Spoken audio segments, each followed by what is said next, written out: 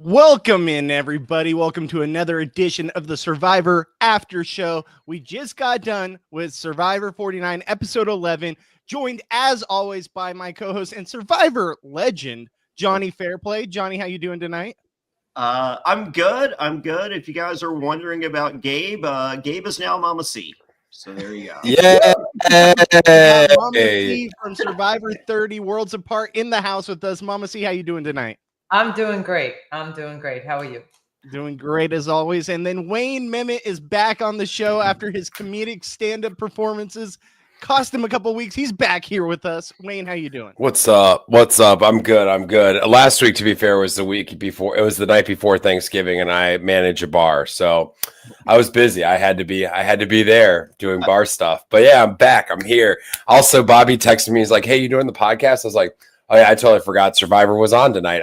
Never even crossed my mind that it even was on. It never even occurred to me like, oh, it's Wednesday, Survivor. I just went about my day." And so yeah, I'm back, baby. I did post a GIF, I guess, on my social media of the guy that peaked in high school going into the bar Thanksgiving Eve. And holy moly, did that get some traction? You know, it's 6-year-old Ric Flair doing the strut, with some shitty 90s music. It was pretty perfect. It was pretty perfect. I went to high school with a lot of Ric Flairs. Is that everywhere? Is that Mama C? Do you see that Thanksgiving Eve, the guy that peaked in high school, like sometimes still with the Letterman's jacket? Oh yeah, and he's coming. He thinks he's still in high school, right? Yeah, going in there like, look who I am. I'm like, no, that's who you are. Yeah. I did. I missed my 10-year high school reunion because they said they didn't know how to get in touch with me, even though there was social media. My manager, duh. But I went to my 15th high school reunion, and they're just like, "Hey, remember Billy? He was a quarterback," and I'm just like, "Yeah, we didn't win the state champion, And then they're like, "Well, Bobby opened up a car wash," and I'm like, "Motherfucker, I was on the #1 show in the world." Hello, yeah. No love, no, and I'm just like, all right, we can leave. Don't worry, I missed my 10th one. I can exit the 15th real quick. I did. I've never been to a high school reunion. Well, you're missing nothing apparently, because there's a lot of people that they're still in that time capsule, and nothing is changed other than Bobby with the car wash, and I don't remember it being a very nice car wash. Listen, if it was Bobby, it had to have been a nice car wash. All right, let's get into the episode, guys. So, Jonny, where do you want to start with this episode? Well, it's episode 11, cherry on top. I missed when they said it in the episode. I didn't hear it either. I was listening the whole time. Yeah, so I don't know. It's called Cherries on Top. We begin with a look back at last week and some a little before. The bottoms up alliance of Sage, Jawan, and Steven didn't quite work out. It was bottoms up for Jawan, and Jawan reveals in her vote out, "This is for using my bag and water bottle," and she does the extra vote for that reason. And what a lot of you may not have caught, when Jawan was voted out and went to grab his torch, he was so befuddled, he grabbed Steven's torch. So continuing his streak of grabbing other people's things, using them as his own. Does that mean Steven should have been eliminated and not Jawan? I thought it was Rizzo's. I thought it was Rizzo's torch. Well, wait, how do they know? Are they labeled these days? They're labeled these days. Back in our day, we didn't just have a torch. The white collar torches was so freaking heavy that I never grabbed a white collar torch. Yeah. I grabbed a no collar torch because it was the lightest one there. Yeah. Well, we had torches on our island that we would go out to the little canoe and paddle out, and then they would grab us in a boat and then take those torches back to our island. And then we had other torches waiting for us at Tribal that we would walk in with. So we had 2 sets of torches. So, but they made us paddle out, and every time we had no idea what we were doing, as you saw in multiple challenges. And they're just like, "You just need to go in a straight line. You can't do 10 feet straight." And we're like, no, we're morons. tired, and we don't know what a straight line looks like. No. I just want to say, Mama C, I'm not a reality person. I'm a comedian and a fan of the show, and very casual fan. But I don't know if there's probably other casual fans out there. May let us know in the comments. Have you ever considered the weight of the torch? I've never even thought about. I never thought about it either. It must be heavy. I've never ever Until you're walking. Right. And you wanna act cool, right? So you're holding it with one hand. You have to be the freaking Hulk.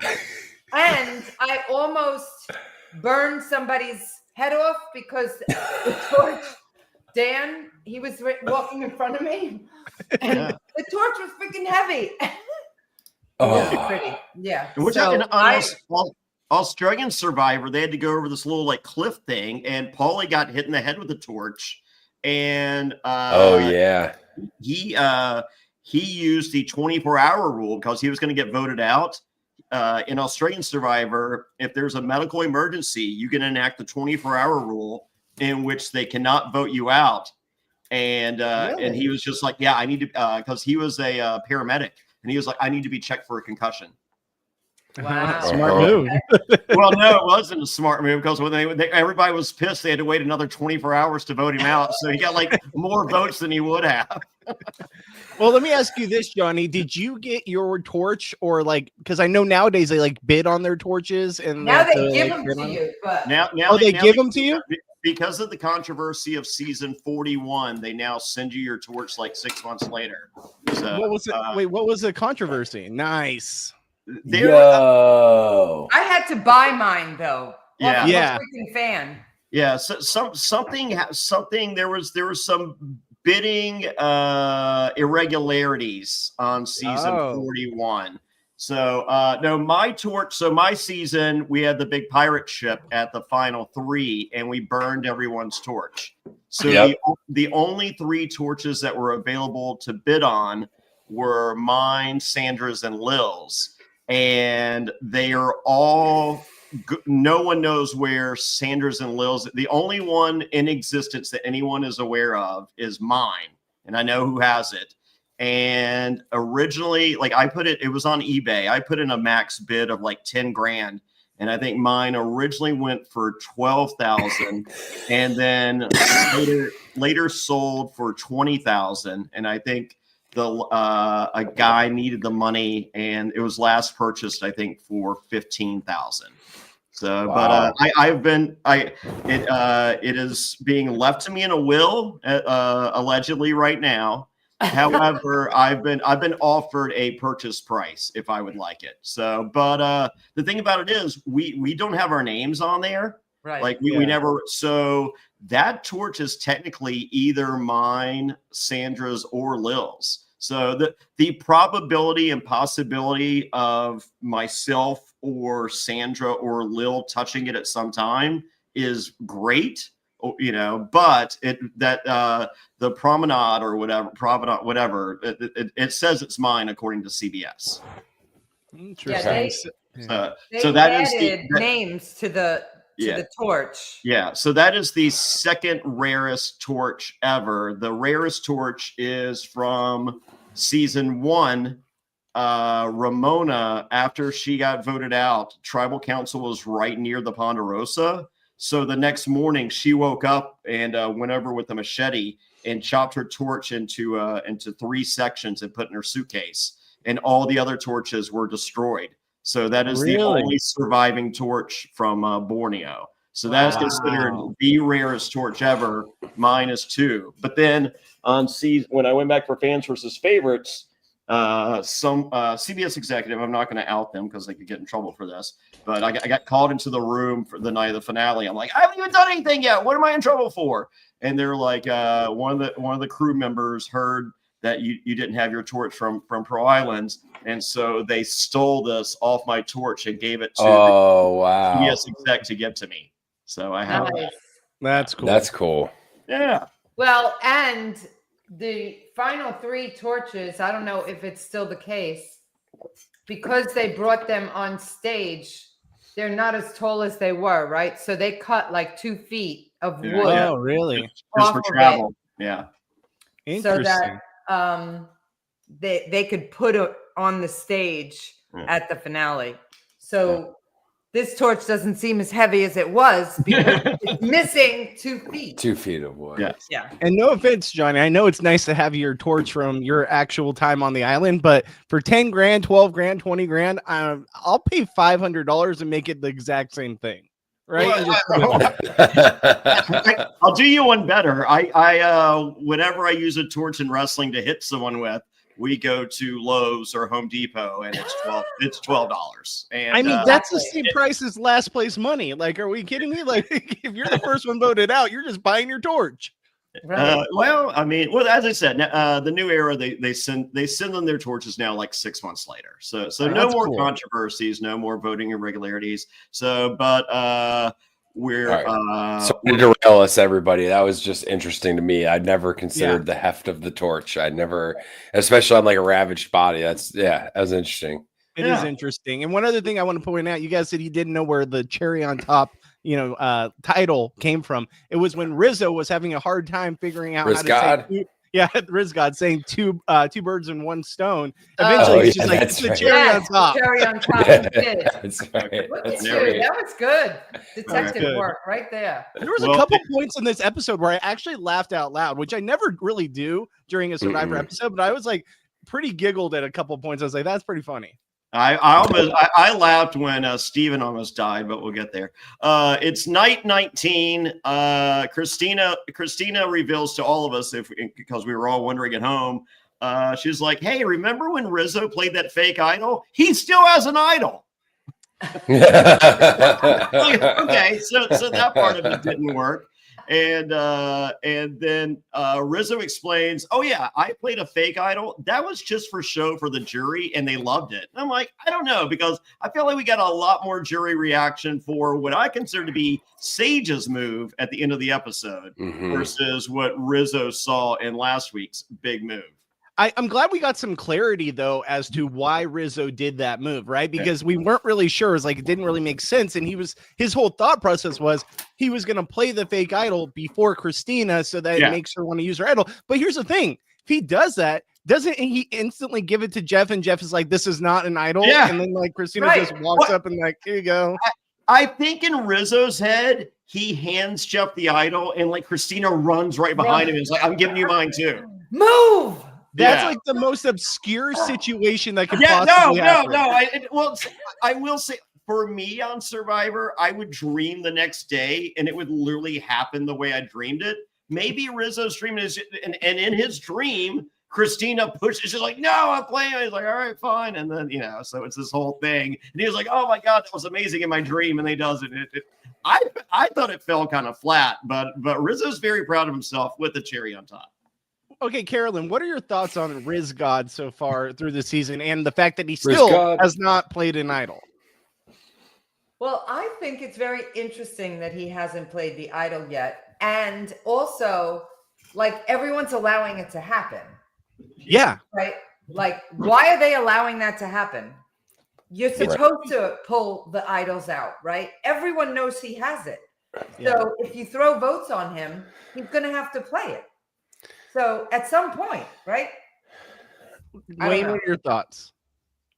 I think that too many people are working with him that they can't vote him out yet. And they are like, we will have to flush it later. And maybe we can blindside him when we need to. But I don't know. He seems to have really good connections with. Well, so you can only use it maybe 1 or 2 more times. Right, 2 more times. Yeah. You got 6 and 5. 6 and 5. So he's guaranteed to make Final 5. Well, not so fast. Actually, no, because Sophie can steal his idol. Is she back to Sophie now? I was just gonna say, can we call her Sophie again now? Now that Sophie S is gone. Can we fast forward to the end of the episode? She goes, yeah, the end of the episode was so great. When she goes, now I'm the other Sophie, and I'm like, I'm afraid of bad news. You were the other Sophie, episode 1. You were already other Sophie. There was like 2 episodes where the other Sophie became other Sophie, but you're other Sophie. Sorry. Yeah. Your edit is very other Sophie. I liked other Sophie, but she I liked others. Yeah. Other Sophie got a good edit towards the end of the season, but beginning of the season not so much. But we did allude to a rumor the last two podcasts that there were 3 people talking in Ponderosa. 2 of them were replaced with the alternates, and the rumor was Sophie was the 3rd person talking, and that's why she got the edit that she got, because they didn't have another alternate to replace her, and so they're like, all right, we're not going to give you any airtime. Spoke with someone that was on the pre-jury or on the pre-game Ponderosa deal. Sophie is possibly the quietest person there, so that rumor is not true. That rumor is not true. We have gotten to the bottom of it. That Sophie S had no part in the pre-game talking. Yeah. We've heard. So I don't know who the 3rd was, but if it's Rizzo, I'm losing my mind. and shout out to Sophie S. God. Because so many people were putting that out there, being like, oh, this is why she's not getting an edit. And like, shout out to her to not go on social media and just go off on people. Like, I didn't hear a peep out of her during that whole controversy. And the fact was, we found out it wasn't her. So, shout out to her for keeping her calm during it. Yeah. So, well, good for her. All right. Let's see. Sophie blindsided Jawan because he controlled the last 3 votes. She never felt fully let in. Sage is pissed, and especially for the fact that the other Sophie, her smile was too big at Tribal for Sage. Yep. Looking back, that smile was pretty. Savannah had a huge smile this episode at Tribal, so don't let Sage see that. But wow, it's funny because we'll just move on. Day 20. Soph realizes that she's number 3 on her trio, and so she looks at Sage but useful, but she does even though Soph doesn't seem like the smartest player, but she shows us every now and then that she is. Right here, she's just like, hey, I think Sage is perfect to get rid of Savannah, but she's an emotional player, and I'm like, that's it. That's the that's Leonardo DiCaprio looking at the TV screen. Yes, she's emotional. That I don't know. I don't think I would work well with Sage out there, but I enjoy Sage on my television. I would. Sage would be my number 1. Sage and I would be weirdos together, just farting and slurping and just out there, just being goofy. Dude, I would be number 1 with Sage. I hope. Man, she's the best. I love her. Blackheads off each other's faces, No, that's gross. Not that. I draw the line at that shit. We just. Mama Sage is very loyal. She is Mama She's very loyal, so she is great to have on your side. Yeah, I like you. Yeah, it's not hard to determine because it's all over her face. She can't hide it.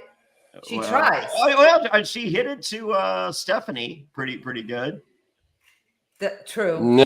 No, Stephanie was just oblivious. She was just oblivious to it all. All right, Mama C, I know this is personal. But do you remember farting on Survivor?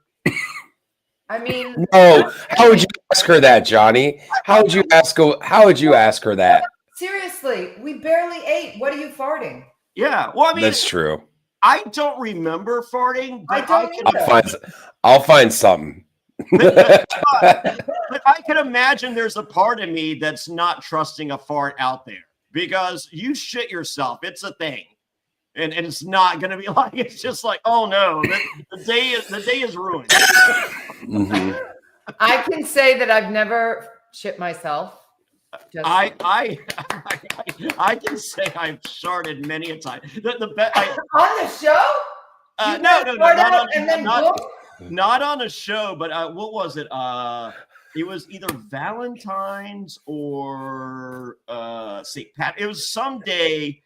Burton from Pearl Islands, he had just bought like a brand new Porsche and picked me up, and he was like, "What do you think, new Porsche?" And I just purposely farted on his brand new leather seats, and I was like, "Oh boy!" And he was like, "No," and I'm like, "Yeah, I sharted." Well, you weren't naked, so there's not the shart is not. It was not appreciated by him or me. I mean, but there's not shit smearing around on his leather seats. It's really smearing around in his This is underwear. amazing. This is amazing. Yeah, I've had my fair share of sharks. Well, hold on. We got to have a separate podcast, a separate shark cast. We'll put that on our Patreon. That'll be a subscriber only. I started at a Cincinnati viewing party before. Was it the one that I was just reminiscing about with Jax that came? No. That it was the next night. Oh God! Oh no! It was the season before. It was the season before. Okay. Yeah. All right. We've gone astray.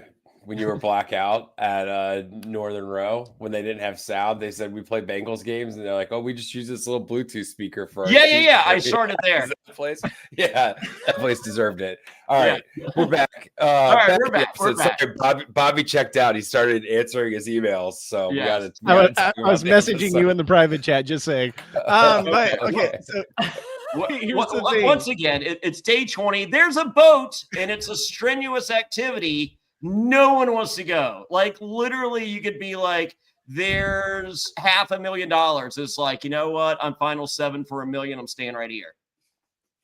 Yeah. No, I mean, okay, Carolyn, you talk about this because I've got a lot to say once you're done. Well, final 7, you're staying right here. I mean, they're just letting it be, right? I mean, sometimes you have to do that. I think we also did kind of a similar thing on my season where you felt comfortable at some point with your crew. Yeah. So you stay with that crew. But now all bets are off, right? You're in 6 mode. Yeah. All bets are off. Now you've got to play to win.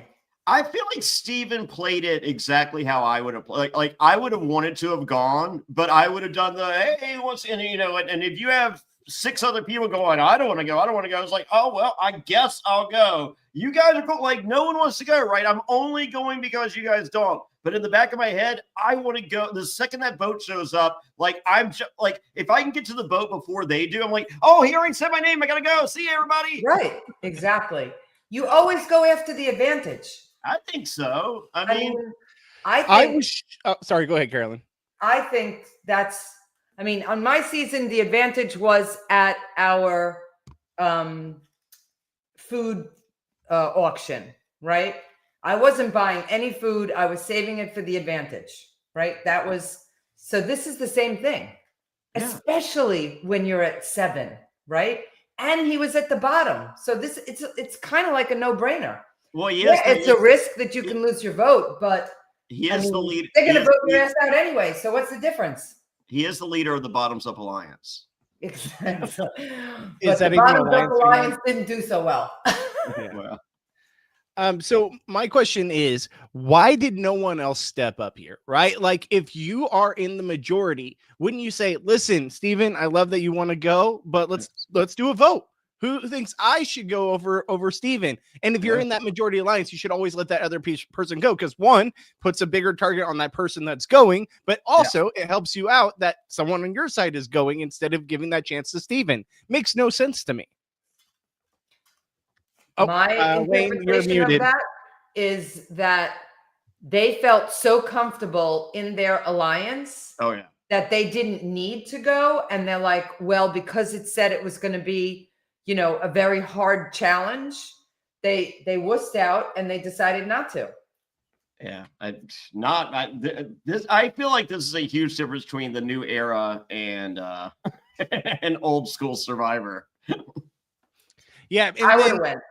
When you go to this challenge, I think it was great on Steven's part. Absolutely. In that situation, you should 100% want to go. The fact that other people are letting you go, icing on the cake. And then when he gets cherry on top, if you will. Cherry on top, if you will. Exactly.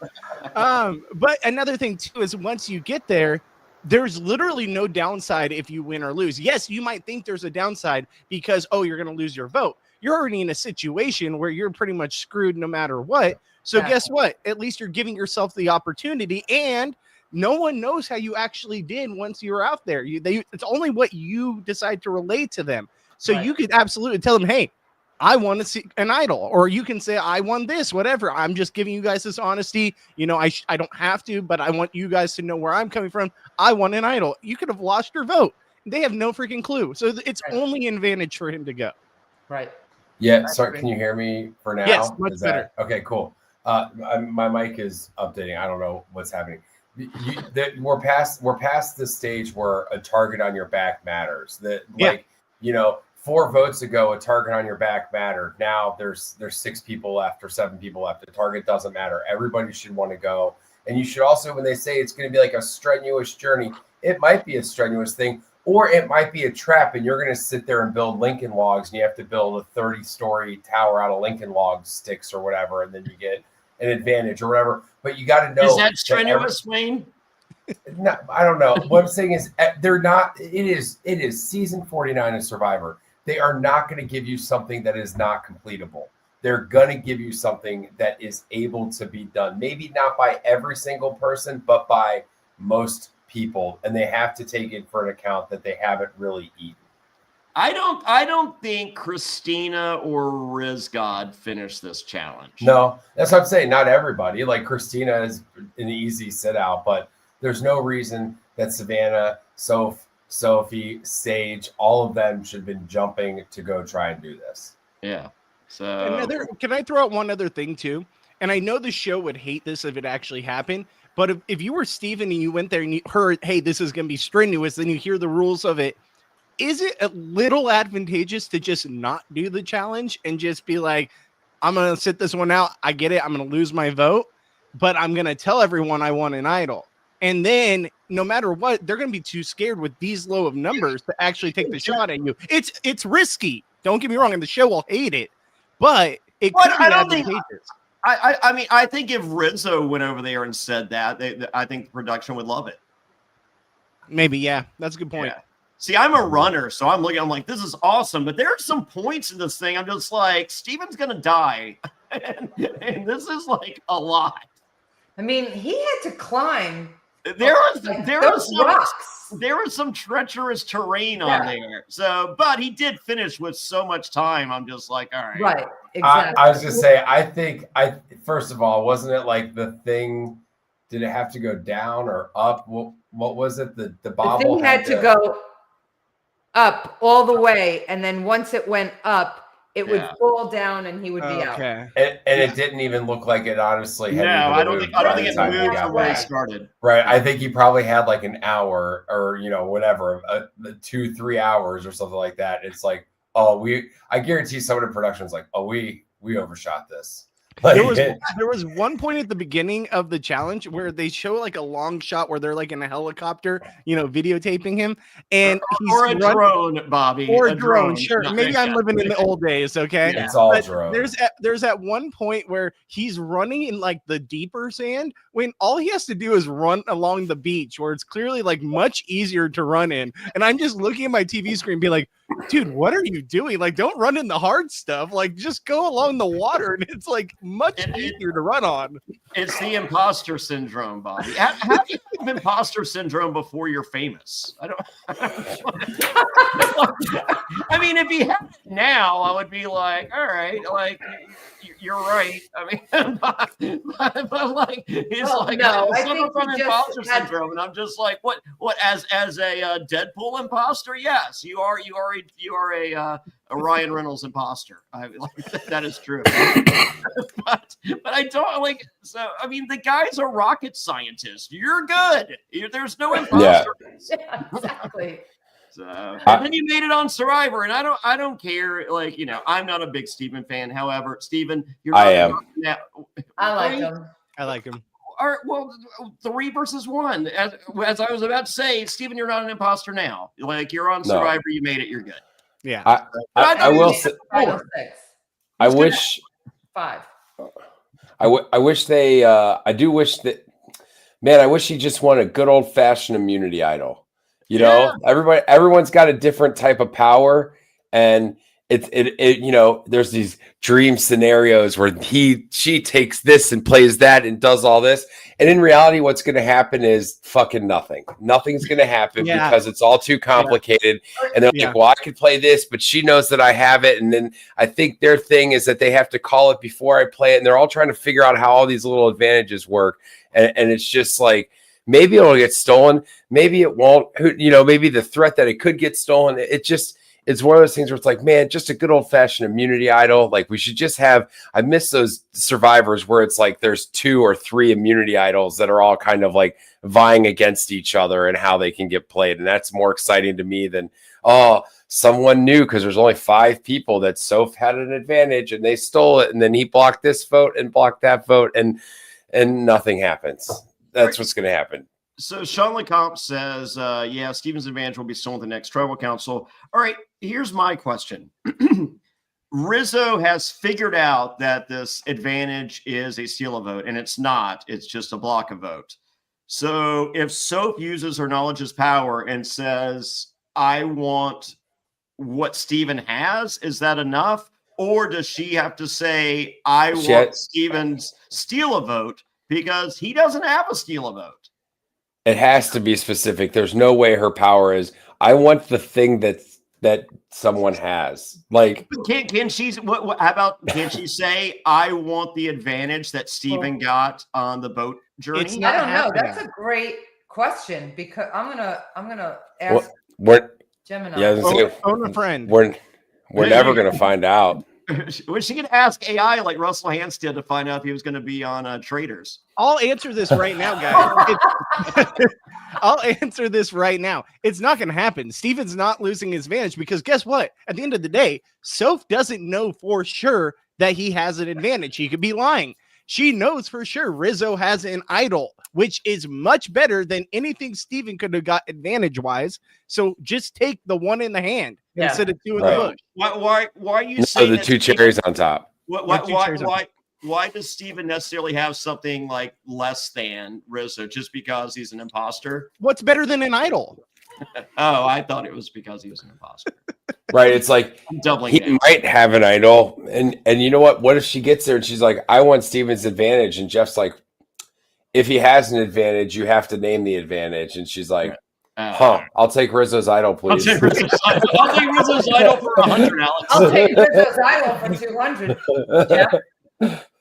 Yeah. No, it's 100% going to be Rizzo's idol. We all know that. Like it's the writing's on the wall. It's the one thing she knows for sure is in play. Mm-hmm. I hope so. Well, prior to this incredible journey that Steven's on, we're at the water well, and bras are no longer a thing for Sophie. It's a choice. I did notice that myself. We all did, but I didn't think you would actually say it, Johnny. Oh, all right. Well, I mean, this is a scene-by-scene breakdown of the episode, folks. So, boy, did Johnny seen it. So, Soap is ready to turn on Savannah and Rizzo, and then we go back to Steven. It's combination lock with numbers placed around the island. It's 184-325. Looks like he got dangerous. No problem. He gets a block of vote. And I just want to say, I think that was just well shot. I'm telling you, it was not as long as it seems. It was one camera guy like, look at him go. Oh, look at him go. Oh, look at him go. Like just from one bay across the bay. And then that was it. How far do you think around? Because he basically ran around a mile. I mean, I run a mile and a half. Yeah, I feel like that was more than a mile. I think about he was but he was running it pretty much the whole time, and with how depleted his body is, his body's not running the whole time. I mean, he was booking it for more than like a mile. I run like 8-minute miles. Let's just say with the obstacles and everything, he's running 11-minute miles. He just ran 11 minutes. That's not that big a deal. It's fine. It's 11 minutes. For argument's sake, let's say he ran for 20 minutes. It's 20 minutes. Yeah, it's probably a mile, between a mile and 2 miles, I would guess. Yeah. Okay. Would you guys have a hard time with the numbers? No. Yeah. They picked super easy. For some reason, that number combination worked out like it. because I was doing it myself. I'm just Me all right, too. let's see if I can fuck this up. Just a few beers and a little high. Watching this, and no, it's so I think for some reason this number combination was just easy peasy lemon squeezy. I would have enjoyed it if he had gotten a number messed up. I was like Justin Jefferson, Randy Moss, Addison, my sister's birthday. Easy. Done. Yeah. Justin Jefferson, 18. boy, killing me. Your they Vikings. wanted to make it hard. Because they had pictures. Yeah. Right? So pictures are harder. Yeah, there's maps. Yeah, they had the maps of the island, like where to go next as well once you got there. That's what so maybe it's the map, the number plus the picture that aligns with the number, then it would be a little bit more difficult. Yeah. But the numbers were, I felt like easy. It was in order. I think you just keep running, you'll run into the next spot. Right. Right. Or you run and grab yourself a beverage. If you were to do that, where would you go, Bobby Goodsby? I have one place in mind.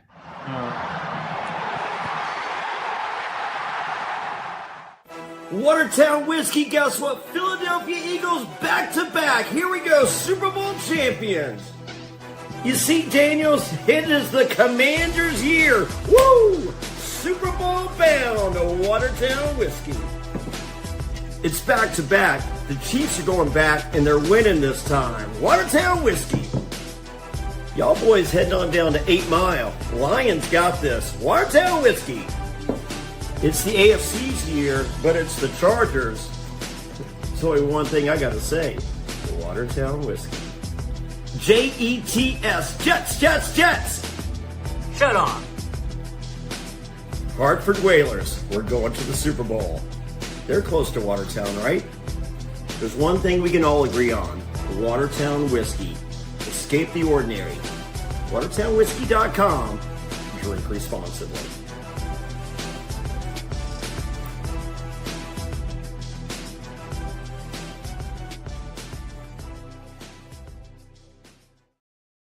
WatertownWhiskey.com. Watertown Whiskey? Yeah. Mama C knows about some Watertown whiskey. What happened to the Steelers and the Giants? Watertown Whiskey. Send me a jersey. I'll wear whatever. It's whatever Johnny had at his house. Let's be real. Does Watertown Whiskey like that you have a hat that says Ass Commander on it as part of the ad? Have they caught that yet? Has anybody said, oh, yeah, that's perfect for our brand of whiskey? We love Ass Commander. Mikey B likes the Ass Commanders. Mikey B is an Ass Commander. But let's just give a shout out real quick. WatertownWhiskey.com. Drink responsibly. Go check them out. Tell them Johnny sent you. And drink Watertown Whiskey, the best whiskey in the world. Johnny, what do you have next for us? No, I just separated. I like to drink irresponsibly. I just want to set the record straight. It's separate from Watertown Whiskey. Everyone else is irresponsible, but Wayne is irresponsible. Yes. I've had about 4 of these little hugs today. I'm going crazy over here. I believe it. Your kid's lunchbox is empty, but you don't know what's in here. Watertown Whiskey. Watertown Whiskey. There we go. Just drink whiskey. Yeah. All right. It's let's see. I think it's day 21. I'm not sure. No, it's still day 20. They're trying to catch and cook chickens. It's an epic fail. This was painful. Yeah, real bad. Yeah. What happened to the chicken coop? I think there's a belief, a survivor belief that I do not subscribe to, that if you let the chickens out, they're not going anywhere, that you can get them at any time. And I feel that theory was proven incorrect today. Mm-hmm. Have you ever had free range chicken? It's the best. I mean, that's what they're going for, right? It is free range chicken. I did buy free range chicken eggs today. So. Well, there you go. You would have been great on Survivor. You get 1 egg every 30 days. They have orange yolks instead of yellow yolks, because like when King George came over to visit for 3 months, it felt like he goes, "Why are yolks yellow, Fairplay?" And I'm like, "That's what he's like. They're orange." and so yes, if you ever get free range chickens, the yolks are orange and not yellow. Okay. So that's the color they're supposed to be. So, well, anyway, epic fail. Rizzo's debating on what Steven's advantage is. Soph isn't worried what his advantage is because she'll just steal it if she wants it. Not if she doesn't know what it is. Rizzo is positive. It's a steal a vote. It's not that good. So it's a whole thing. It's day 21. Time for immunity. And Soph attempts a Jeff impression, to which he was like, hey, let me see your Jeff impression. She's like, nope. And Steven's like, right here, buddy. I pretend to be Deadpool, and I will also pretend to be Jeff Probst. He did a good job. It was funny. I liked it. I know. I wanted. He should have walked over where Jeff was. Yeah, but he should have. But he's not a superstar like you. But I knew you were going to hate on it. Yeah, but it was really funny, and I think he did a good job doing Jeff. But also, you're going to stand up. Start. This season. Listen, we are not a pro Uncle Jeff podcast. We are not a pro Uncle Jeff podcast. Okay, I am not into the Uncle Jeff thing. Uncle Jay is what it is now. Yeah, we got Uncle Jay at the end, and I was just like, excuse me, it's Mr. Probst. I just call him Probst. Yeah, or just Jeff. It's Jeff. Well, he calls me Fairplay, so I call him Probst. That's it. Yeah, okay, that's fine. But Uncle Jeff, Uncle Jay, I'm not no one. Q was annoyed with the Uncle Jeff, and I'm just like, oh my god, you know that's almost as annoying as a guy wearing his sweatshirt backwards, calling it a skirt. You skirt. We're one step away from Jeffy P. Jeffy P. Oh my god, I would take Jeffy P over Uncle Jeff. They both would annoy me. Me too. Yeah. Oh yeah. I would. You know what? Maybe that's the beef with Savannah and Christina. Maybe she's like, "Hey, can we chill on this Uncle Jeff shit?" And she was like, "Oh, you got a problem with it?" She's like, "Yeah." She's like, "We will never work together." I can't wait till we get into that. One thing I do want to say about the whole Steven thing, trying to be Jeff, I love that they added the B-roll to it. Like, it was like him actually describing, and we went through the whole thing. Like, I thought that was pretty clever by the editing department. Yeah, it was good. I like that. This was the most I've liked Steve in this episode. I'll say this podcast, if I ever get on and I get a chance to do this, I'm going to say here in this challenge, we're going to climb over something, under something, and then we're going to do a puzzle. That's. I'm not even going to look and say what it is. I'm just going to say it. No matter what it is. Worth fighting for? Yeah. Or worth playing for? Yeah, is this worth playing for? Yeah. Is this worth playing? Is that worth playing for? Hey, good things happen. It's just like, and if you play your cards right, you'll end up at the sanctuary. Where good things happen. Oh my god! I feel like he should do this. I feel like he needs to do this when he says Sophie would have done that. She's ready. Jeez. Oh, I would say relax, Sophie, but she appeared to be very relaxed. She was just hanging out. My drink everywhere, Johnny. Damn. You're welcome. All right. When Steven when Jeff asked Steven to do his Jeff impression, my fault. Can we see JLP do his Jeff impression? God. Starting with season 51 and just keep it going. So, are you familiar with Jonathan LaPaglia, Mama C? No. The host of Australian Survivor. Oh, What? yes. Yeah. Do you love him? He was on Deal No Deal Island? No. That's David. Oh, That's a new. That's the new host of Australian Survivor. Okay. The old host. Yeah. I mean, I don't love him. We worship him here. Okay. Yeah. Well, That's okay. I like him. I've only seen Australian Survivor once because I don't know really how to watch it. You probably watched Australian Island, which is a different show. So I watched the only season I watched was when Sandra and her And Nina were on. That's great. I watched. Oh yeah, Chrissy was in. That was the season where Chrissy, when Chrissy finds tree mail, and she's like, "I think it's a love letter from Jonathan." Love letter from Jonathan. There's a clue to the immunity item. She thought it was a love letter from Jonathan. Yeah, she didn't know. Okay. So So he's the host. He should be the American. I think 51. Jeff is the producer and Jonathan LaPaglia is the host. No. Jeff is never giving it up.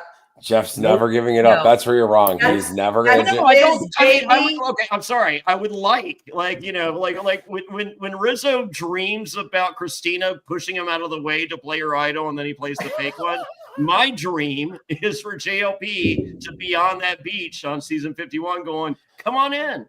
No, if we see any other hosts coming in Survivor, I'll bet that there is an American spinoff like America versus the World or something like that. I wonder where they would get that idea from, and stream it on Paramount Plus only, and blah blah blah. Do that, but Jeff's never going to give up Survivor, not unless it's forced. I'm more than okay with it. If Paramount Plus wants to do U.S. versus the World, anything else, or, and JLP's the host, I'm all over that. Because Jeff USA versus Australia, but the thing is it's clear that they don't understand on the American side the relationship they could have with the world community, because like we don't have Australian Survivor. Like Mama C, you're like, I don't know how to watch Australian Survivor. And it's like, oh, you would absolutely love it if it was just easy as you log into Paramount Plus and just watched it and it's there. Oh, watch all of the other Survivors. I like for one season. It was easy. Like when Paramount Plus first launched and there was they had it on there. Yes. King George first season. Have the Challenge USA. Yes. All the Survivor players win because we're freaking badasses. Yep. I mean, it's like, I love it. Yeah. Hope Sydney wins this year. Yeah, we'll see. All right. Fair play, real quick. One thing earlier you said when come on in. There was one point where Sophie S said, "Hey guys," to Sophie to Soph and Savannah, and I was like, "Don't let Jeff hear you saying guys. How dare you?" Like, we can't use that word anymore. It's 2025. I think we can again. I think 2025 it's back. No. I think I don't know. Who's to say? No, guys. I can tell you that the immunity is a belt with a rope attached to a rotating disc, and you have to stack letter blocks to spell the word immunity, which may or not be 7 letters. It is not. It is 8. Yeah. These are my least favorite, some of my least favorite challenges. And this one particularly felt very easy. I don't know if it was or not, but I feel like the ones where you have the rope and I'm like, I don't even know how the physics works on that thing. Looks like it's way more difficult than this. Like, just keep a constant pace. Like, like just keep a constant pace. And it's like, you can't make the blocks too difficult because the starting and stopping is what makes it fall, and they'll never complete it. So they have to be able to keep a constant pace going back and forth. But it's just, I don't know. It's kind of pretty boring. I'm okay with them trying something new rather than regurgitating out the same challenges. So the fact that it was different, I'm like, I'm good. Great. It appeared to be easier. I think this one was a dud. I don't think we'll ever see it again. But the fact that keep looking, it's not the same thing. I'm like, great. Yep. Mama C, what's your opinion? I kind of liked the challenge, but it did seem easy because only one person dropped. Like when in those previous challenges where the concept is still the same, everyone's dropping, and they're doing it for like an hour, and this one is all here, and then it's starting from scratch and blow. You only saw Soph drop, and then nobody else dropped. Yeah. Not one other person. Yeah. I agree with you. It couldn't have been that hard. I think these challenges, Wayne, I'm differ from you on this. This is one of my favorite challenges that they do every single year because I do think it's got a lot of equity to it where anyone can win it. It doesn't matter if you're a big dude or a small woman. You can absolutely win this challenge. And I like those kind of challenges where you don't know going in. So, and plus it's all about pace. It's all about slow and steady. This one didn't really seem slow and steady. It was just kind of, if you can get there quick and then get back without dropping anything and just stack it high, you're fine. But I agree with you, Fairplay. I think that this was cool that they actually tried something different. It wasn't the best, but I appreciate it. And that's all we ask for in the new era. I understand if you want to do the same concepts, but change them up a bit because it's getting stale when you use the same challenges every year for 9 seasons in a row. Yeah. So, well, guess what? Not only did they play for immunity, they were playing for spaghetti and pesto and garlic bread and tiramisu. It's funny you say that, Fairplay. I've got something right here. With meat sauce. Oh my God. Spaghetti with pesto. Spaghetti with the garlic bread. Oh my God. Oh my God! Wait, did you slice in a porn in the back? I feel like I heard Jeff Probst and Riley Reid. It was Savannah, but who's to say? Who's to say? And Mama C pops for a nice Riley Reid reference. How about that? That's fun. She's like real world famous. She's on podcasts now. I think she has one. First of all, by the way, I just want to say on podcasts, I'm watching on a lot of clips. It's a lot of like ladies sitting on a couch, just like splayed out like this now. So Johnny and Bobby, I think we got to start showing some gams on this podcast. We got to gam it up. We got to start my pasty whites. Let's go. We got to get the gams going so that we got to get the clips up. Pretty much every reel that shows in my Facebook feed is just like, I let a guy lick my butt. I'm like, whoa, why is this my feed? I think doing this position is harder than Survivor. Well, Bobby, you're 5'2". I mean, I'm 5'2", apparently, according to Johnny. Mama C, how tall do you think Bobby is? I may have just given you the answer, but guess without. All right, we do this every podcast, okay, Mama C, just so you know. He is 6'3". What? Yeah. Oh, bang.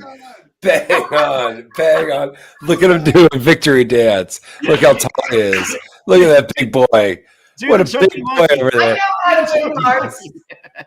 Thank you, Mama C, because every single podcast, he brings someone in, and they always guess the under. Always guess the under. Yeah. Thank you. 5'1". It's the Hobbiton beard. It's the Hobbiton style beard that you have. That's the. It's the angle, okay? It's the angle of the camera. I'm 6'3". You nailed it on the head. I know. All right, there we go. Mama C, you're in the clouds. Who's to say? So I know. Well, Johnny was shocked when he saw me in person. When we met, he was just like, "Wait, are you the chauffeur or like who?" I thought it was Bobby's dad. I'm just like, can you get Bobby for me? He's supposed to go out on a date. I know he's 17, but we're not going to do anything weird. we're just going to hang out with King George. It's fine. Relax. Nothing to worry about there. Nothing. I hung out with King George. It was very worrisome. Yeah. Hello. So in case you guys are wondering how Steven won, he went full tilt boogie. Yeah, he did. We got another full tilt boogie reference. How was that? I think Jeff uses full tilt boogie a lot more frequently than we're aware of. Did he use it on this show? Yes. Yes. It was very weird when he did it last time. It's not the first time he said that. Yeah. He said it at a tribal one time. Yes. Yeah. It's a thing. He picked it up in one of his swingers parties in the off season. It's like when he says, "Oh, it's like Club Condo. It's a feeling. It's a vibe." No one knows what the fuck Club Condo is. Club Condo does sound like a swingers party. I feel like there's a lot of people driving up in golf carts with a pineapple on the back at Club Condo. Oh my God! Things happen. Mama C's does not sound safe. Mama C's like, I really need to remove that pineapple off my golf cart. What color loofah do you have on the back of your golf cart? Because that does say what you're into. What color? What loofah? So I did a pinball appearance at the Villages, and apparently they put a loofah on their golf cart antenna that says what you do, like what you and your significant other are into. Oh God! What color is video games? Because put up there. No, my golf cart has Mama C license plate. Yeah. It's hot pink. It matches this. Yeah, pink. Hell pink yeah! I have pink dice. You know what pink dice means? No. Good times. Yeah. And I have a pink glitter steering wheel. I believe it. I believe it. So, Mama C, I think all the viewers at home want to know, what's your favorite color? I don't know. I have no idea. No idea. But Mama You'll C, never be able to tell. Mama C, I'm guessing your golf cart doesn't get a lot of use because you're pretty athletic, and you're like, are you still running pretty regularly? I work out every single day. The only time I use my golf cart is when I have to go play cards Okay, there we go. in the other neighborhood. Yeah, Full tilt boogie. I love it. Full tilt boogie. It's hard to run home with a buzz. I got you. Mm-hmm. That's gin rummies, couple Watertown whiskeys. It's not a. We play hand and foot. Okay. I've heard of that. Oh, Yes. what color loofah is that?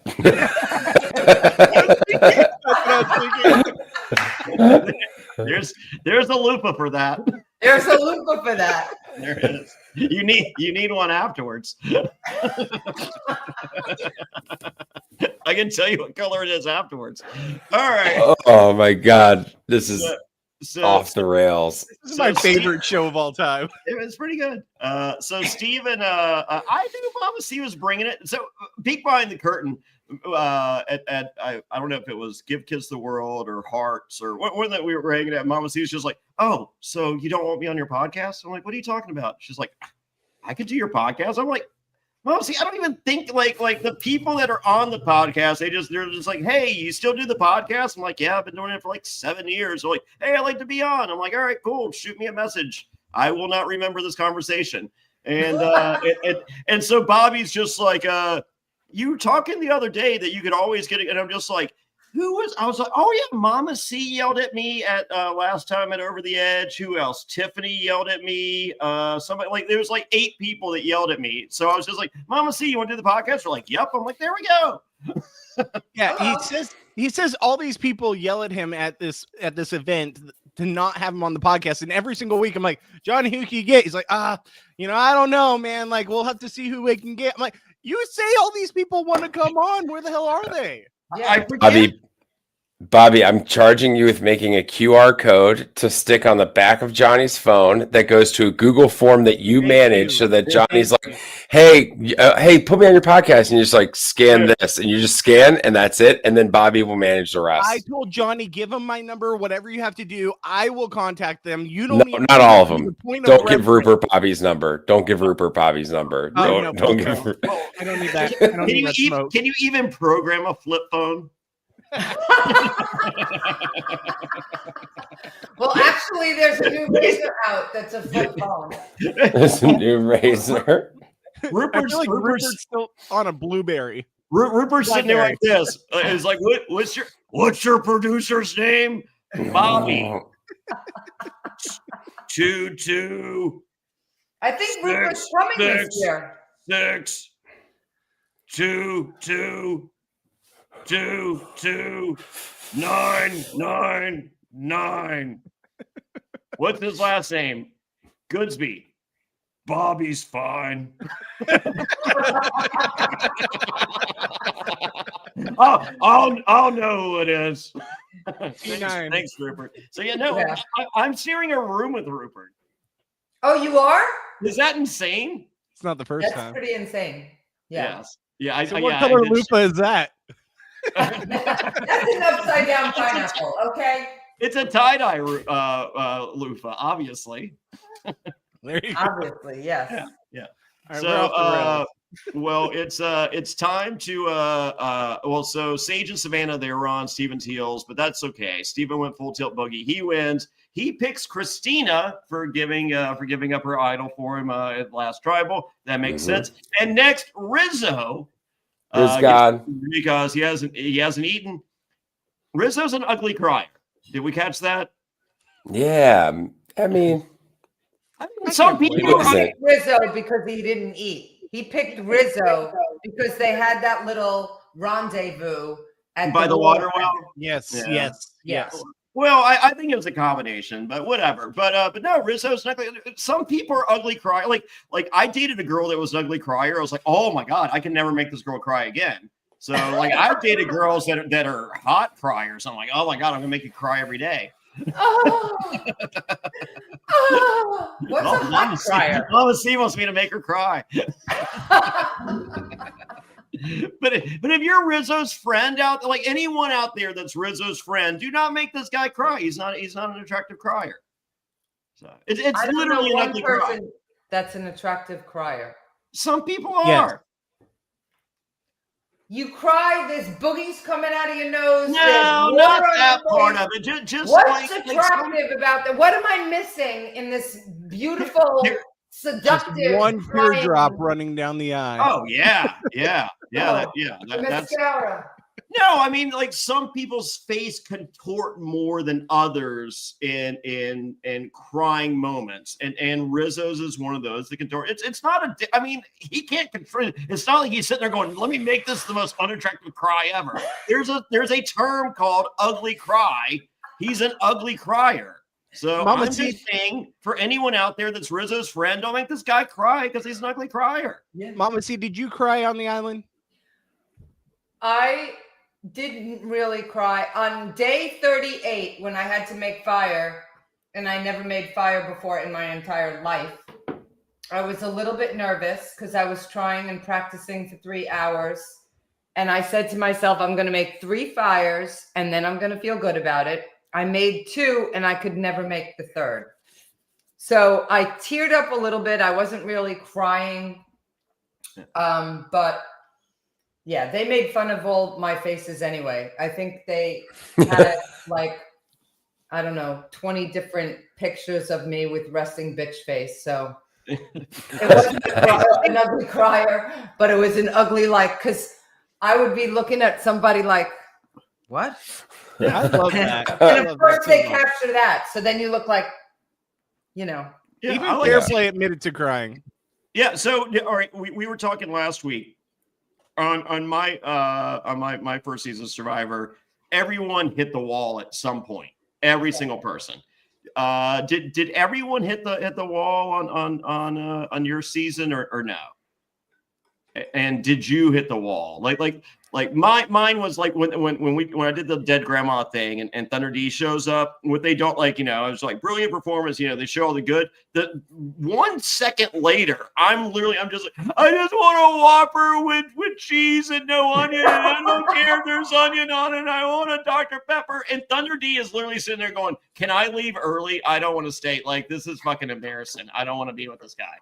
And I'm just like, "You can't leave." He goes, "I don't want to be." And like, he's literally asking if he's like, "I don't want to do the 24 hours." He's like, "It's hot. It's sticky. I don't even know if I put on deodorant. I want out of here. Like, this fucking sucks." Jonny Fairplay over here crying like a bitch. This sucks.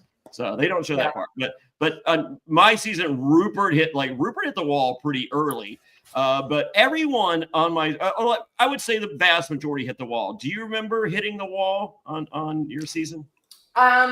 I mean, I did cry when I saw my husband. Yeah, but that's not hitting the wall. No, I don't think I actually enjoyed being on Survivor. You're pretty tough. Yeah, I wasn't like at the beginning, like the first week maybe.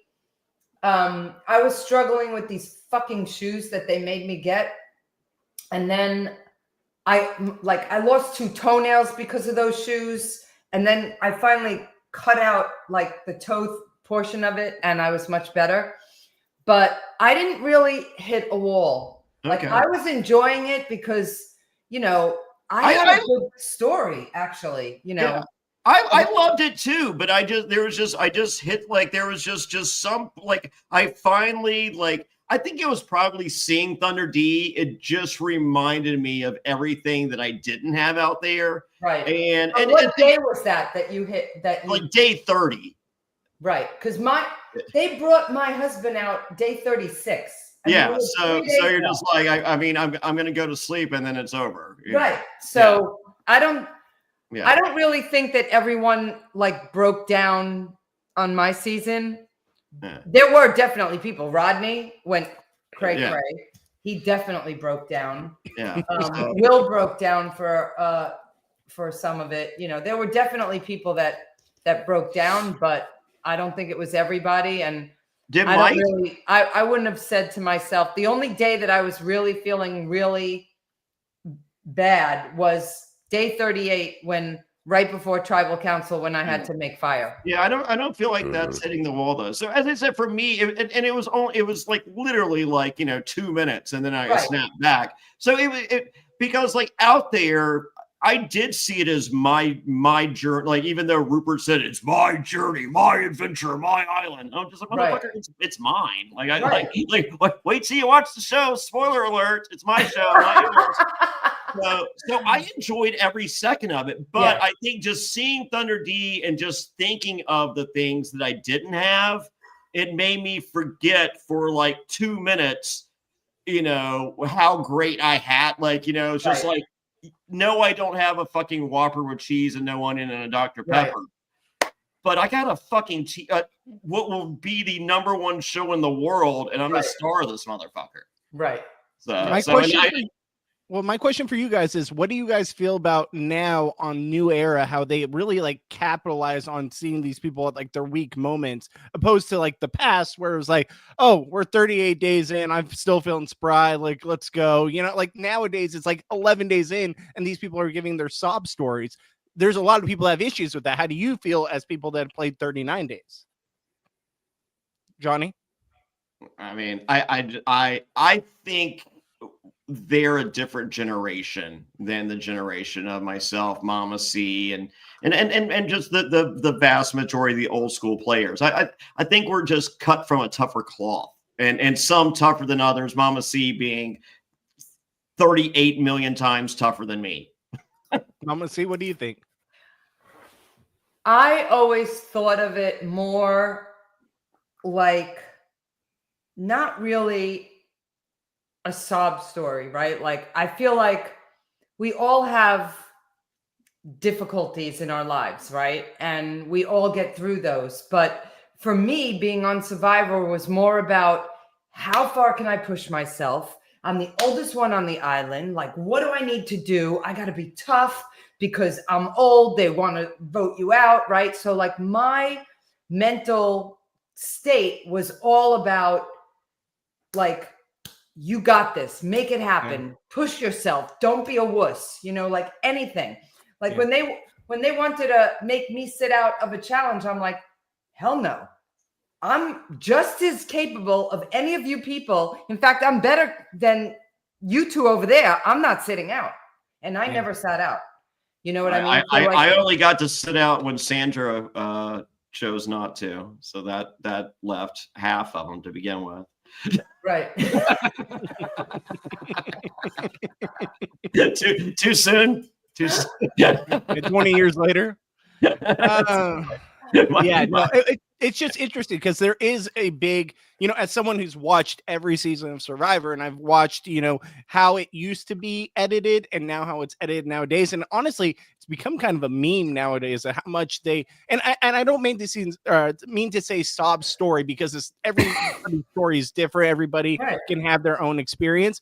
The fact that the show highlights it now more than they ever did is probably more of a factor than the actual story itself. Right. And I think that for us, we don't need to see that. Like, I get it. It's good to see that, like the Christina of it all last week. I feel for her. Like I was gut wrenched for her. And I can tell in that situation, she was really feeling it.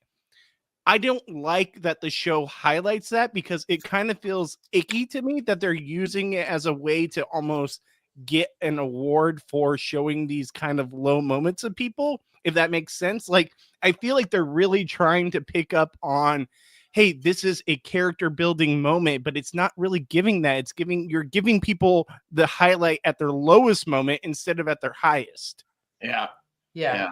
So, I mean, I would prefer the highest moments. Well, and that's why the Christina moment worked better than most of the other moments that we've seen in the new era, because it was a highlight of her persevering after that. Yes.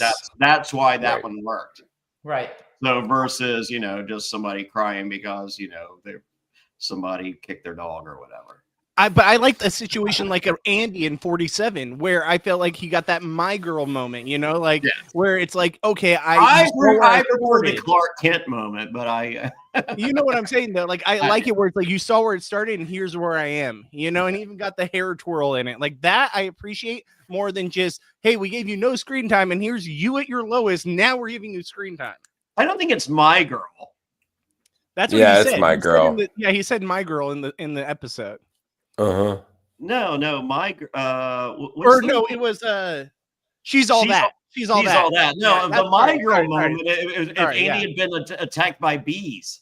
Yes. Oh, that's right. That's true. That Sorry, would be I my meant she's girl. all that. I don't know why I thought my girl. You're right. Shit. Andy needs his glasses. Andy needs his glasses. My girl situation would have been what's his face from the snake bite earlier this season. Jacob. If Andy had a my girl moment, that season 47 would have been completely different. Very good point. Sorry, I meant she's all that. You knew what I meant though. But that's what I'm saying. Like, I just wish they would give people more of their highlighted, like, actual moments where they're succeeding more than when they're at their bottom, and that's the only screen time you get. Oh, the Bottoms Up Alliance. Do you like Bottoms Up or what was Power it? Bottom. Power Bottoms Alliance. Power Bottoms, yeah. Power Bottom or Bottoms Up. King George, Luke Toki, and the Golden God. They were the Power Bottom Alliance. I like Bottoms Up. That's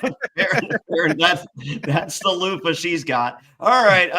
Well, they're having the spaghetti. What were they having during the spaghetti dinner again, Bobby? Can you give us a refresher real quick? Yeah, I believe I have it right here. What was the? Right here.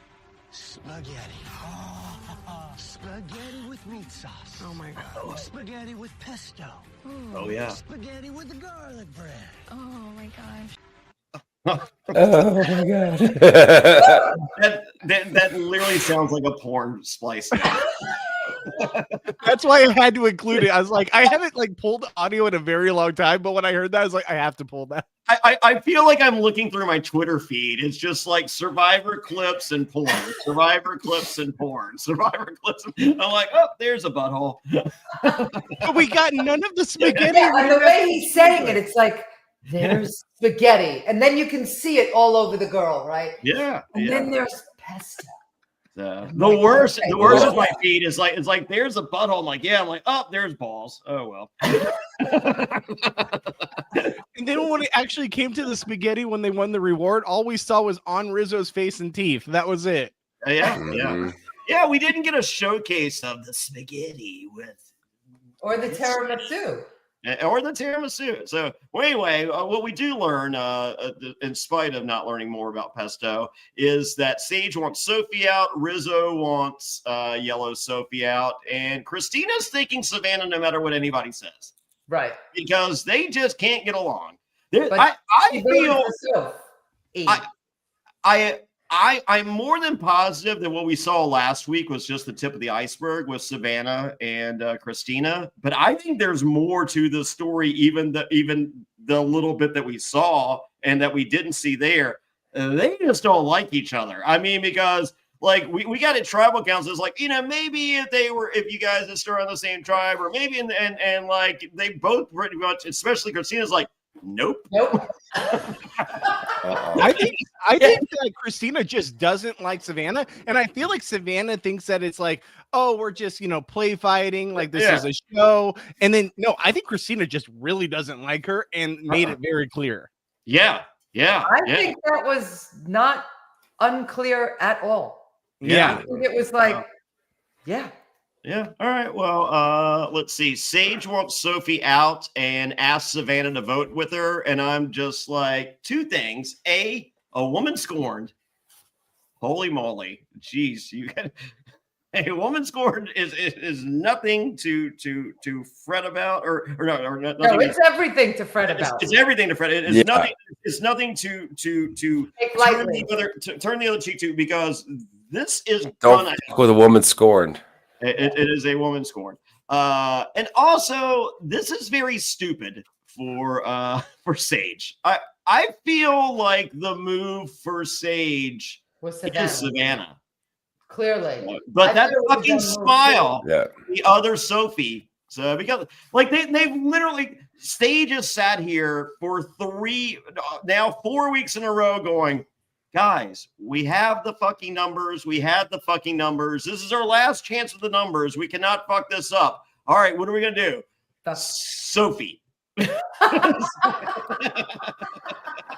But there's not another chance after this. Sophie. Right. Pure revenge. It was pure emotion. Yeah. It wasn't really logic. Yeah.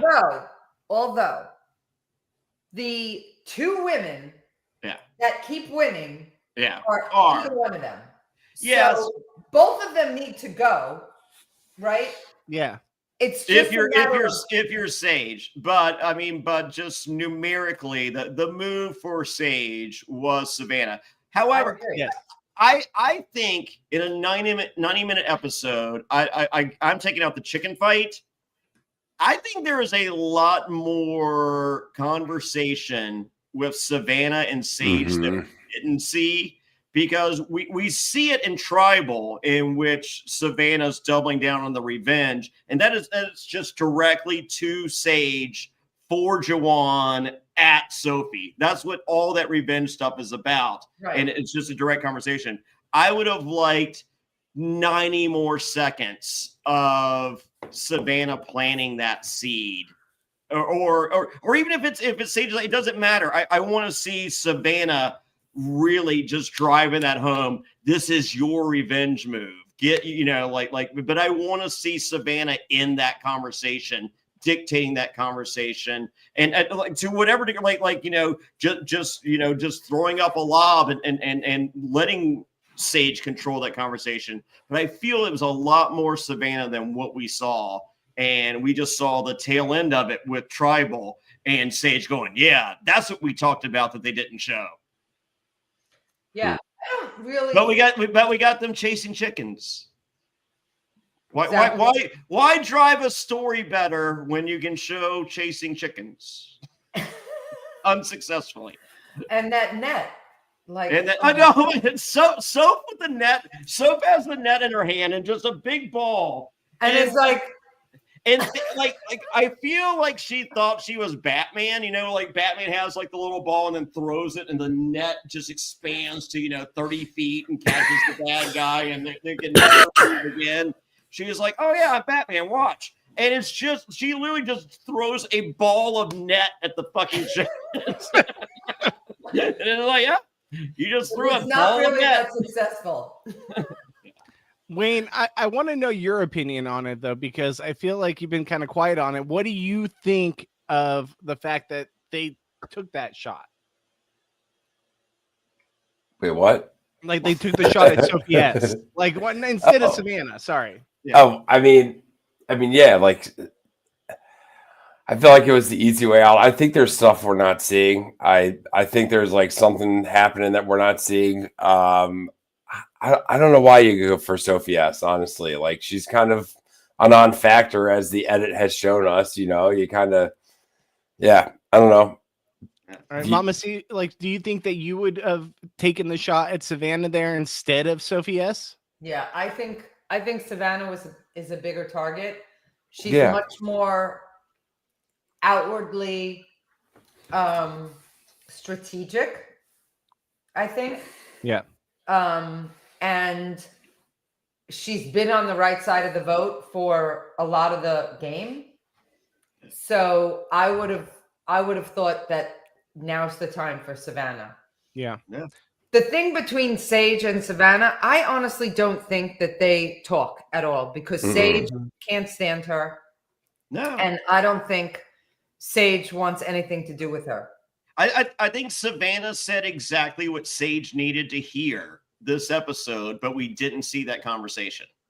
Here's the thing that pisses me off, and I'll be very blunt about this. What does it grind your gears? No, it grinds my gears. The episode gave us the entire time that Soph was in the middle, that there was this side and this side, and then we get to the votes, and it's unanimous Sophie S. Where the fuck did that come from? Because that's honestly, not what you told us all episode. All episode, it was Soph's in the middle. What's she gonna do? And we had no lead up to even understand why Christina and Steven would go the other way.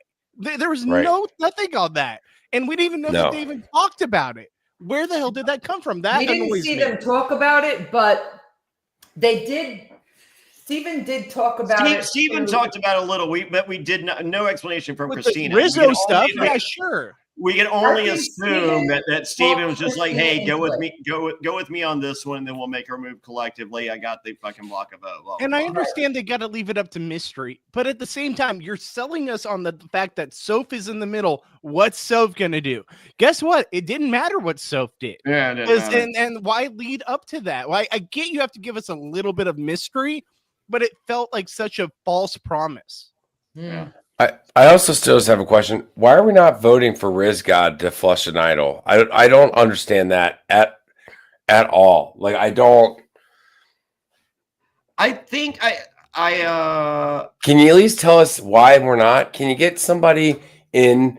You know, now it's been 2 episodes. Can you get somebody in and kind of produce and coax them to give us an answer about why Rizzo's not catching it? Why no one's going after the immunity idol or something? Get it. Tell us why. I have no idea. Point, it's like 6 episodes, isn't it? Like how many times has Yeah. he like falsely like Well, I'm gonna use my idol? I'm like because I asked last week because last week was supposed to be the big move of the season and explained why Rizzo's on season 50, and I'm just like, all right, I missed it. Can I see? So Rizzo's on season 50? Yeah, he's gonna be the first boot. No, we don't. Who's the second one from 49? It's Savannah. Savannah. Oh, well, that makes sense. Yeah. and she'll be the second boot. Yeah. Why would you say that? Dude, she is not gonna mesh well with a single other person on that cast. Do you okay? Here's the thing, Mom. She's very attractive. Do you know the cast of season 50? I mean, For the most part. Okay, Yeah. so there's 2 winners on season 50. Where do you fall in that we have 2 people from 49 and 3 tribes? Do you think that one of those 2 is the winner? Of 50? Well, 49. No. Because there's 2 people from 49 and there's 3 tribes and 2 of them have a winner on them and there's a 3rd tribe that doesn't. It doesn't First of necessarily. all, don't get me started have on to be. 50 because I'm still. No, we want to hear your thoughts on 50. Please let us know. Yeah, I'm not happy about 50. I'm shocked that no one from your cast got. I'm Okay, shocked sure. that I didn't get cast. Forget Yeah, everybody else. I'm Yeah. all about me. You Did you- especially. but Did you know get what a I'm saying. call? No. Wow. And I got pulled Wow. for every other returning player season since I have been on. Yeah. Jeff said that he was putting me back on. He's waiting for a good season. And Well, I mean, now is 50's the perfect not a time. good season. What? 50's not a good. Who's going to remember season 50? Oh, wait, never mind. That's a great one. Sorry. I always go I'm back to hopeful. I have a problem with 3 people from 48 and 2 from 49. I do Literally too. a third We of your just cast. saw them. We don't need to see 5 people that have been on it in less than a year. Yeah. And not for nothing, and this is only me, we also don't need to see people who have played 4, 5, 6 times. When No. some of us have only played 1 time, and you're continuing to promise a second season. I've only played 1.5 times, or one in 138. Actually, or 130. Yeah. One time in one day. One time in a day. One time in Played 3 2 days. seasons. Johnny, if you didn't get your face broken in by Danny Bonaducci, how do you think you would have done on that season? Well, first person out is Parvati, so that changes the world, the universe. Was that actually the plan? Yeah. Parvati's the vote That And I have the changes numbers. literally the history of Survivor. of everything. Yeah. You couldn't suck it up for one Parvati's still dating men right now. If I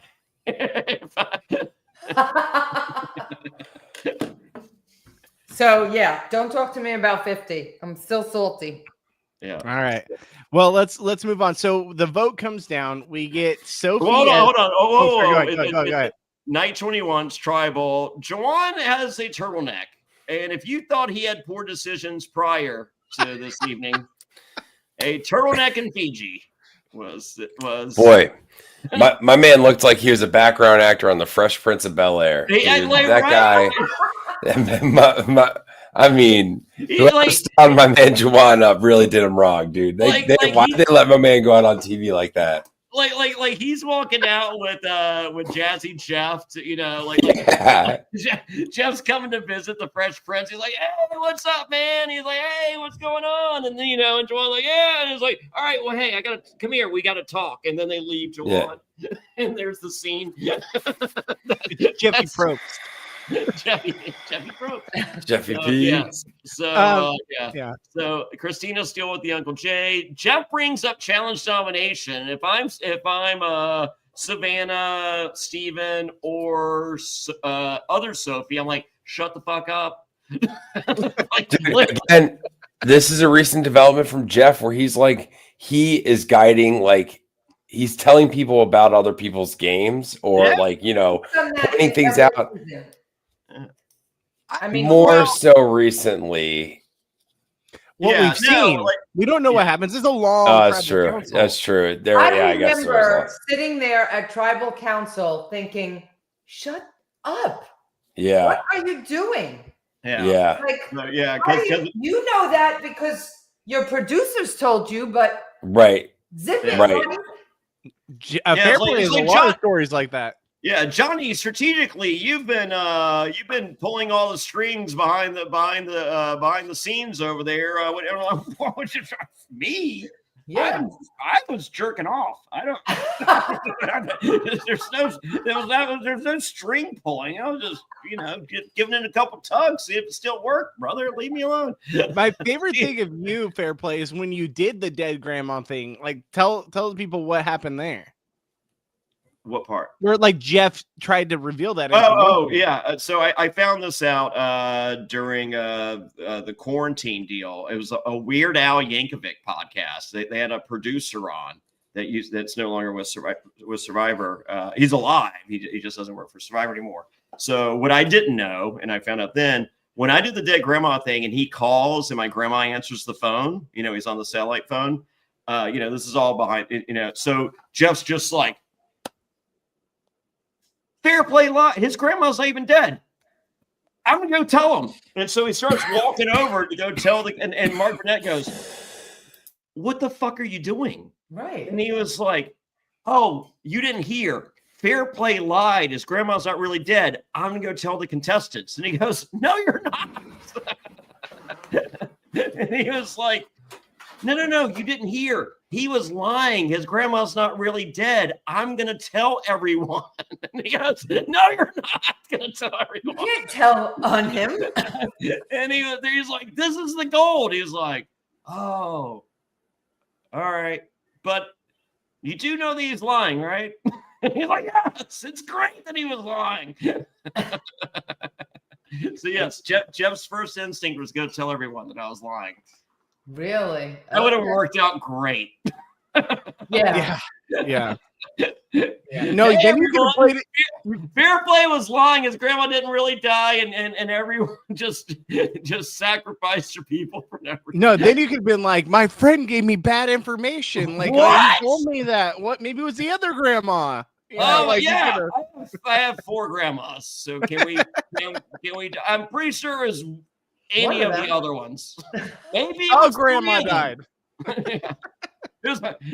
Did I say I meant grandpa? It was my. I have 8 no, I don't even know how many grandpas do it. So the dead grandma, she was married 6 times, 7 times. I don't know. I gotta look at this. She was married a bunch. What is that true? Yeah, that is true. Yeah. Fairplay, what made you come up with the dead grandma thing? Like, what sparked that? Because I don't think we've ever come to the bottom of that. Like, where before the show happened, were you like, hey, this is going to be great TV. I got to do this. Yeah. So I had never seen Survivor before I was cast, and I'm watching and I'm just like, oh my God, I have to fucking be nice to people. This sounds like the worst fucking 30 days of my life. Be nice to people. And so, and then every time I got to the loved ones deal, I would cry. And I'm like, why am I crying? Why am I crying watching television? Why am I crying watching this stupid show? Now, but not anymore because they don't have loved ones. And I was just like, I have to be able to use this to my advantage if it's making me cry. So when everyone gave up the deal to Jenna Maraska on the food auction to get the letters from home for her, so she gets a letter from her mom because that's when I was just like, well, what's more sympathetic than a dying mom and dead grandma? So I came up like literally as I saw that, I'm like, boom, my grandma's dying. Wow. Yeah. So Jenna Maraska's the one to thank for all this. Oh yeah. Wow. And Andy Kaufman did something with a dead grandma at Carnegie Hall. So I think subliminally that was there as well. So like the three people that made me who I am today, like entertainment wise, I've always felt are Ric Flair, Roddy Piper, and Andy Kaufman. Those are the three. So. Yeah. All right. So let's talk about it real quick though. Sophie Esco's here unanimously. Did anyone see that coming? No. Not unanimous. Not the unanimous. No, I didn't even see Sophie Esco. Like I'm just like, about halfway through, I'm like, okay, probably. But I mean, like, I thought the move should have been Savannah. If I'm on this island, there's no way Sophie S is going right. I mean, well, I take that back. I'm probably working with Savannah, but if I'm not working with Savannah, there is no way Savannah or Rizzo escape this vote. Right. I have a theory that we're going to see some sort of like social media extended cut of something that might show something that explains how it got to be unanimous. Because they've been like doing that. They've been showing these extended cuts. I'm doing like on this Instagram or something. It comes up in my app. Yeah. If I'm not working with Savannah, this vote right here, like no one can stop me. Like, I mean, like, no. I'm going home on this vote if they're not listening to me. This vote right here, I'm doing a split vote, Rizzo and Sophie S. And the majority on Rizzo, just to flush the idol. Okay, can I throw this out there? Why wouldn't you? Why hasn't Soph taken his idol yet? So she obviously has information that obviously the votes can be unanimous this way. But by next episode, this has to be the episode, right? Like you steal it now and either save yourself or save someone else, because I don't think she's ever going to be in trouble because no one's going after her. We haven't heard her name spelled out once. She wants, but she knows she needs the move. She wants that move on her resume. So you have to do it at Final Five, though, right? Like, okay, that's fine, but I think she wants to do it as close to the final three jury as possible because people forget shit. But here's the thing. What's going to win it for you? Right now, you're not in a position to win the game, where the only thing that's going to propel you is when you know someone's going to go home unanimously, like tonight, and save that person by taking Rizzo's idol from him, putting that on Sophie S, and voting out Rizzo. You are whoever you want. Or whoever you want, or whoever you want. I think the move. I'm okay with her not using it yet. I think the move is to do it next week, and take his idol, send him Rizzo next week, and then play it at 5. My feeling is the reason why she hasn't done it yet is because of the same reason why we're all sitting here talking about how come they haven't drawn out Rizzo's idol. Mm-hmm. Because once people know you have an idol, they want to draw it out. So she's skating under the radar right now. Nobody's saying her name. Telling people not to throw votes up so she can take it for herself. Exactly. Yeah. And so she does that next time. She does it next time. Now she wins it. Right? Whether she uses it or not, I don't know. Or she saves it for herself at Final Five. Yeah. I think the move is to fuck him over, to take it, fuck him over, and play it at 5. I think that's the move. See, and it's I disagree. I disagree because I think that the biggest move you can do when you have that advantage is to take it from them, put it on the person that's clearly going to be voted out, save that person, and vote out Rizzo. Because you're giving the jury, hey, this is what everyone said was going to happen. You're taking that and saving the person that was clearly on the outs and going to go home anyways, which will probably still be the case. And now you are the biggest person in this game because you took out Rizzo when he least expected it, used it or saved it so many times to protect himself, and no one took him out with it. And now you just saved that person and took out Rizzo. That's the only way to win. It's a big move. It's a bigger move. Yeah. I think in the new era, the safer big move is to take it from Rizzo, send Rizzo next time, and then play it at 5, and then you're there in the final 4. When are you ever gonna get a unanimous vote though? No, but there's that. Well, maybe she didn't know it was unanimous. I think she did. Who knows? Maybe. Yeah, she made it. She's probably the reason it was unanimous. But yeah, you want to get as little blood on your hands in the new era. Yeah. Getting blood on your hands is bad. And I know that's not how we want to play. Like, that's how you win. I agree with you. Maybe because you get these juries that are, like, yeah, I don't think you do. Yeah, I don't know. That's how you win in the new era, especially in this situation where you're in Sophie's position. Hey, sup? When you're in Sophie's position where you're the 3 of the 3, right? No one's going to vote for you over Rizzo or Savannah. So you're in a position where you save Sophie S. Sophie S is now entitled to you. She's like, hey, you saved me. Everyone here was going to vote against me, and you saved me, and you took the idol from someone, made a huge move, and used that to vote that person out. I'm indebted to you. Now you just have to win something. You have two chances to win something. She also might have just not thought of this plan. It's a pretty smart plan. I think it's definitely worth considering. I don't think she maybe just didn't think of this one. She didn't have spaghetti. She didn't have spaghetti on the brain to think about. Yeah. Am I wrong? Like, is this not like? No, you're right. It's a great plan. That's a really smart plan. It's more of like that.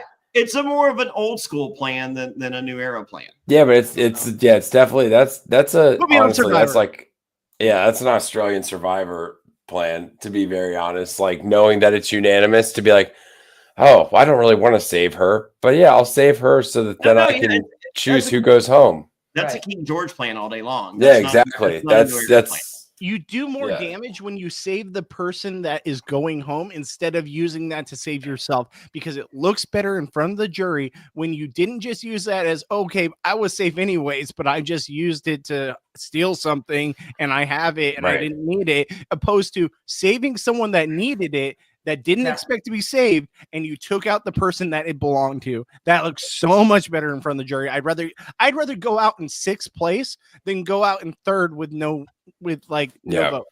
Well, my wallet disagrees with you. Yeah, I wouldn't. That's fine. That's fine. But you got to make a move. Also, that's more. He's independently wealthy. That's more memorable to get brought back. Yeah.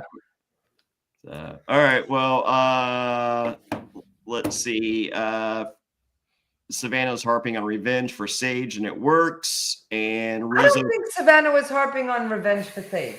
See, you guys all think that Savannah was harping on revenge because she knows that Sophie said her name. Period. The end. Mm-hmm. This is all internal. This has nothing to do with Sage. Okay, maybe. Mm-hmm. I think it can be read both ways. I think it can be easier read your way, but I feel like there's a scene we didn't see, and she's not as close to Sage. Yeah. To make that happen. Well, the fact that it was unanimous, maybe there is less to that. So it just for me, it felt like it. I don't know. Yeah. So if anyone wants to play the idol, now it's time to do so. Rizzo does not play the idol. Savannah is smiling huge. Joanne loved it. Sophie's like, oh my God, damn. The jury loves it. And I'm sitting here, and even Nate's like, that was a great move. I love it. And I think Sage gets credit for this boot. Absolutely, she does. Mm-hmm. Because she looked right over to the jury and was like, yeah. So now that was a good one. Next time on Survivor, it's the penultimate episode. We who's to say? It looks like it's Steven versus Rizzo. So the spaghetti dinner did not mend all fences. Who's to say? Who's to know? And then Sophie says, now I'm the other Sophie, and I'm afraid I got some bad news. Oh. You always were. Yes. So, pretty good episode. I'm happy. Yeah. I'm happy going into the penultimate episode because I just like saying the word penultimate. I think that's fun to use that word whenever possible. Gabler is here for the penultimate episode. So that's great. He uses words like penultimate. He's like some kind of crazy surging guy. Right. I will just say we're running out of episodes for this to become the crazy, mind-blowing, game-changing season of Survivor that it was last week to us. Say that every year. No, last week. This has been way more intense. Like, no, I know we say this all the time, but for real this time, it's like crazy ridiculous. I'm like, all right, when is that coming? Because like, I think it was. It was hyped as last week was that Juwan? The second half has been much better than the first half of the season. Oh yeah, for sure. But Juwan vote was crazy Survivor. We set the bar pretty low for it.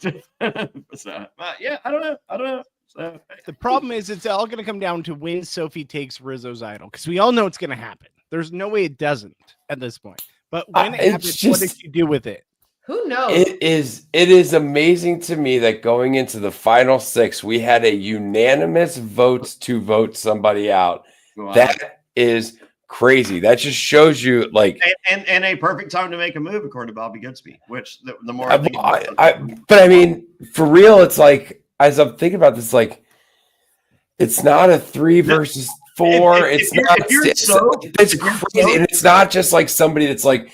She's not like super annoying. She's not driving everybody crazy. She's not wrecking havoc. She's not throwing people's shoes in the ocean or doing all this shit. We're like, we have to get her out of here. It's just like, oh, the gameplay happened. Unanimous vote going into final 6. That's crazy. Yeah, unanimous vote right there. The move, if you're Soph, who's already said you need a big move, the move is steal the idol, play it for Soap, and your one vote is for Savannah, and you get credit for the Savannah kill. Yeah. Did I not say that? Yeah. That's what Bobby said. But no, I just said that's the move. So, but the safe new era move is you take it next time, Rizzo goes, and then you play it at 5 because you don't have to. All right. Great. Oh. All right. So with that said, we're going to get out of here. Carolyn, thank you so much for joining us. Yeah. I appreciate you. Amazing stuff. Come back. Thank you. Yes. Well, this might be my favorite episode. You know, like I've been waiting a long time. Oh. I'm going to give you Bobby's info. He'll Yeah, Bobby. Make sure Mama C comes back. The fact that you can deal with us crazy personalities over here while we're drinking and smoking on the podcast, like I appreciate that, and we always have a good time here. This is Mama C audio medium around for this weekend at Over the Edge. That's right. Let me get this one under my belt. I'm easing in. I'm going to have some whiskey right now. Watertown whiskey. All right. So with that said, guys, we'll be live next Wednesday, immediately following the East Coast airing of Survivor, right here at Reality After Show. Hit that bell notification with Gabler. Hit that bell notification. Hit the subscribe button. Hit the follow button. Whatever, like button, whatever it is. Leave a comment in the chat what you thought about this episode. What do you thought about our opinions here at Reality After Show? And we look forward to seeing you guys next week. Johnny, anything else you want to promote before we get out of here? Yes. Traders premiere January 8th, Chicago. Over half the tickets are gone. So if you want to go to survivortix.com. That's survivortix.com. Me and Rachel Riley, Chicago, January 8th. And the finale, I will be in Phoenix.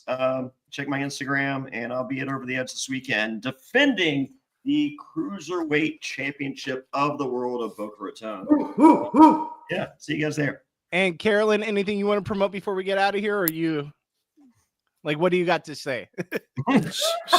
She's got hand and foot to play. Get her. That's what I have to say. There we go. I love it so much. All right, guys, we'll see you on the next one. See Hey, ya. wait, I got plugs. Oh, yeah. bye. Wayne, go ahead.